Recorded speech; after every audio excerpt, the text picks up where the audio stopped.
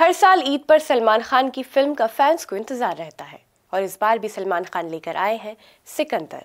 इसकी प्रमोशन के बीच सलमान ने कई सवालों के जवाब दिए, जिसके बारे में आज हम आपको बताने जा रहे हैं।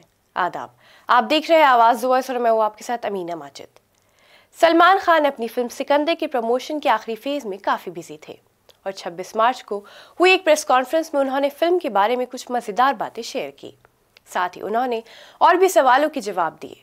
सभी जानते हैं कि सलमान खान को कई दफा जान से मारने की धमकियां मिल चुकी हैं। इसी को लेकर जब सलमान से पूछा गया कि क्या उन्हें जान से मारने की धमकियां परेशान करती हैं, तो उन्होंने जवाब में सबका दिल जीत लिया। सलमान ने जवाब देने से पहले ऊपर की तरफ उंगली दिखाई।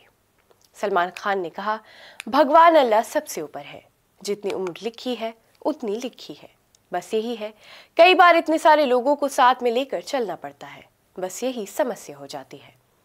सलमान खान के गैलेक्सी अपार्टमेंट पर 2 बाइक सवारों ने हमला किया था। सलमान के घर की बालकनी में गोलियां चलाई गई थी और उनके पिता सलीम खान को भी धमकी दी गई थी। इससे पहले सिकंदर के ट्रेलर लॉन्च पर सलमान ने फिल्म पर काम करने के लिए अपने एक्सपीरियंस के बारे में बात की। उन्होंने बताया कि कैसे डायरेक्टर AR मुरुगदास ने उन्हें लगातार इंस्पायर किया, खासकर एक्शन सीन में, ताकि वो अपना बेस्ट परफॉर्म कर सके। सलमान ने पसलियों की चोट से जूझने के बावजूद 14 घंटे की शिफ्ट में काम किया। अपने बिजी शेड्यूल को याद करते हुए उन्होंने बताया कि कुछ दिन सुबह 7 बजे से शुरू होते थे और रात 9 बजे तक काम करते थे।